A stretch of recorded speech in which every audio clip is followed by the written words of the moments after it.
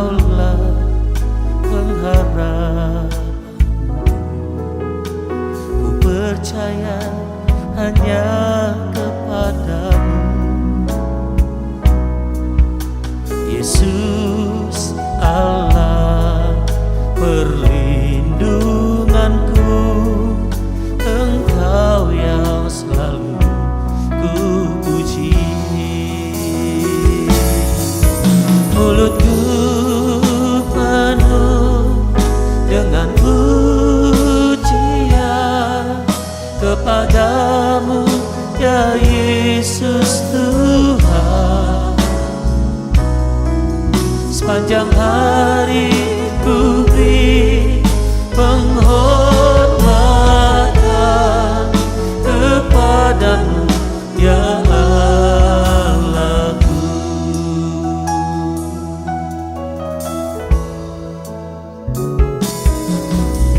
Tuhan, Kaulah pengharapanku, ku percaya hanya kepadamu.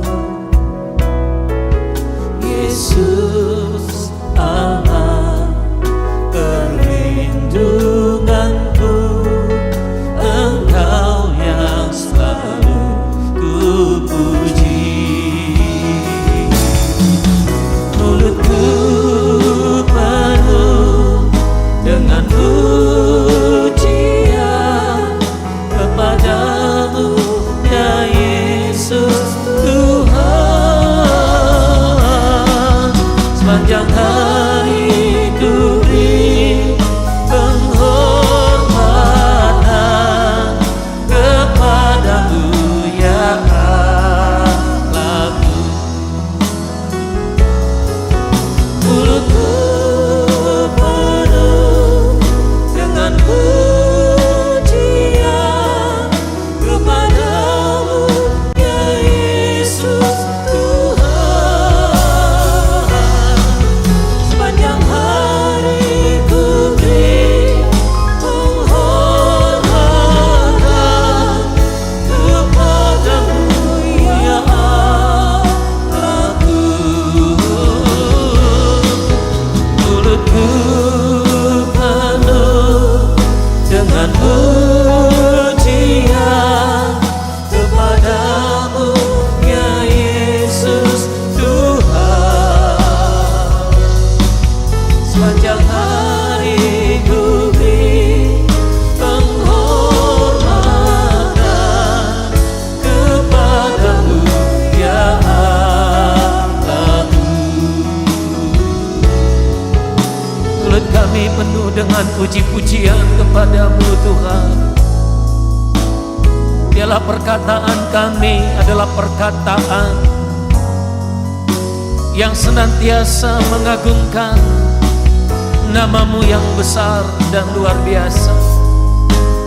Perkataan kami adalah perkataan firman Tuhan, perkataan yang membangun, perkataan yang menghibur, perkataan yang menyembuhkan orang lain. Ya Bapa, jagai mulut dan perkataan kami sepanjang hari ini, agar kami benar di hadapan-Mu, Tuhan.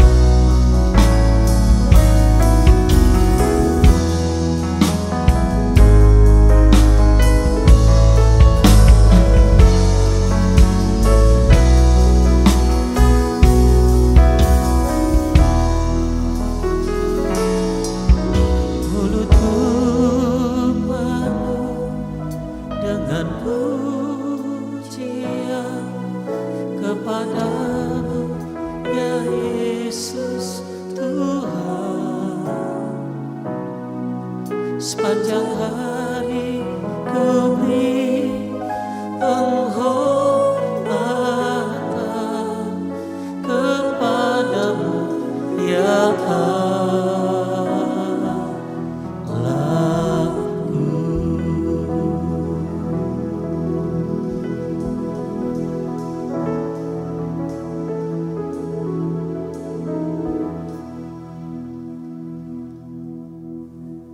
Sabdamu yang menuntun langkah kami dalam sepanjang hari ini.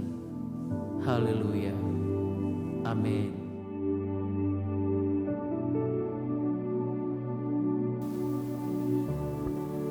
Saudara kasih Tuhan, pagi hari ini kita belajar kembali satu hal yang Tuhan mau di dalam kehidupan kita, yaitu menjadi persembahan yang hidup.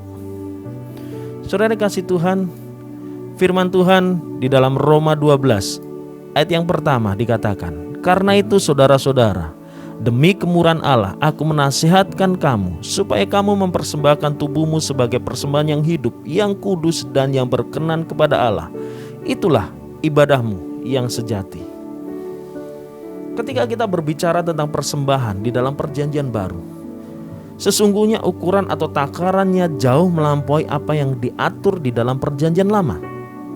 Saudara kasih Tuhan, di dalam perjanjian lama itu masih mengatur persembahan dalam bentuk presentase dari jumlah yang diterima umat yang wajib dipersembahkan kepada Tuhan. Misalnya 1/10 dan lain sebagainya. Tetapi di dalam perjanjian baru yang dipersembahkan seharusnya bukan lagi hanya sekedar uang dalam jumlah presentase tertentu, melainkan seluruh hidup kita persembahkan kepada Tuhan. Saudara kasih Tuhan, Tuhan Yesus sudah terlebih dahulu memberikan seluruh hidupnya bagi kita. Jika umat Tuhan dapat memahami konsep ini dengan baik, maka tidak akan ada lagi namanya sungut-sungut serta kritik berkaitan dengan persembahan. Apalagi dengan tuduhan bahwa persembahan hanya sekedar sebagai sarana bagi hamba-hamba Tuhan untuk menarik uang dari jemaat dan hidup dalam hedonisme. Sebab jika tubuh saja kita berikan sebagai persembahan, apalagi hanya sekedar materi.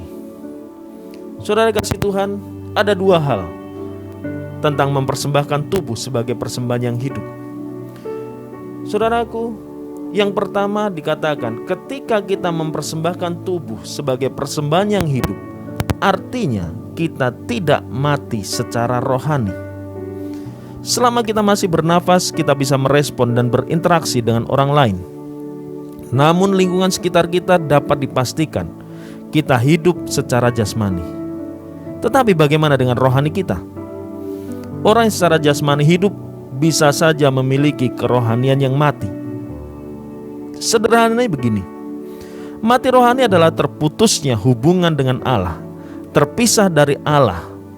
Dan orang yang mati secara rohani adalah mereka yang sama sekali sudah tidak melibatkan Tuhan dalam kehidupannya, tidak lagi membangun hubungannya dengan Tuhan melalui doa, pujian, dan penyembahan, tidak lagi membaca Alkitab, tidak lagi beribadah sekalipun secara online, menghindari pertemuan-pertemuan ibadah, komunitas rohani, dan yang paling ekstrim adalah marah ketika orang di sekitarnya berbincang tentang topik-topik rohani dan berbicara tentang kekristenan. Untuk orang seperti ini, Alkitab berkata di dalam Efesus 5 ayat 14, "Bangunlah hai kamu yang tidur dan bangkitlah dari antara orang mati, dan Kristus akan bercahaya atas kamu." Saudara kasih Tuhan, tidak ada cara lain agar seseorang dapat dibangkitkan dari kematian rohani kecuali dengan bertobat, sungguh-sungguh minta ampun, dan kembali mencari wajah Tuhan dengan kesungguhan hati. Yang kedua dikatakan mempersembahkan tubuh sebagai persembahan yang hidup, artinya kita tidak suam-suam kuku atau sering kita kenal dengan lukewarm Christian. Suam-suam kuku adalah sebuah kondisi sekarat secara rohani. Di dalam Wahyu 3 ayat yang 16 dikatakan, "Jadi karena engkau suam-suam kuku dan tidak dingin atau panas, aku akan memuntahkan engkau dari mulutku." Saudara, jemaat di Laodikia diperingatkan oleh Tuhan Yesus, ketika mereka suam-suam kuku, mereka akan dimuntahkan. Di dalam Alkitab Penuntun Hidup Berkelimpahan memberikan catatan bahwa jemaat yang suam-suam kuku adalah jemaat yang berkompromi dengan dunia dan mirip dengan masyarakat di sekelilingnya. Mengakui kekristenan, namun pada kenyataannya malang dan menyedihkan secara rohani. Saudara kasih Tuhan, orang percaya dipanggil untuk hidup sebagai garam dan terang dunia. Garam adalah rasa yang menonjol dalam masakan karena memberikan rasa asin. Dan terang tentu sering terlihat dengan jelas di tengah kegelapan, bahkan terang dari nyala lilin yang kecil sekalipun. Orang yang suam-suam kuku adalah orang yang kompromi dengan dunia. Tidak terlihat perbedaannya antara dia dan orang dunia. Sebab cara-cara yang dilakukan dalam bekerja, berbisnis, belajar tidak ada bedanya dengan dunia. Bahkan karakter dan tabiatnya pun masih sama. Masih ke gereja, masih beribadah, masih berdoa, tetapi hidup dalam kompromi. Hati-hati dengan lukewarm Christian atau orang Kristen yang suam-suam kuku. Sebab itu Tuhan Yesus berkata, bertobatlah, jangan tunda-tunda lagi. Mari kita tundukkan kepala kita berdoa. Bapa di surga, terima kasih buat hari ini. Kami bersyukur buat segala kebaikan-Mu di dalam hidup kami. Engkau mengingatkan kami untuk kami tidak suam-suam kuku, tetapi kami boleh menjadi garam dan terang dunia. Ajar kami untuk kembali bertobat, berbalik dari jalan-jalan kami yang jahat, agar kami tidak menjadi serupa dengan dunia ini. Terima kasih Bapa, terpuji termulia nama-Mu Tuhan, kekal selama-lamanya. Di dalam nama Tuhan Yesus kami berdoa dan mengucap syukur. Haleluya, haleluya.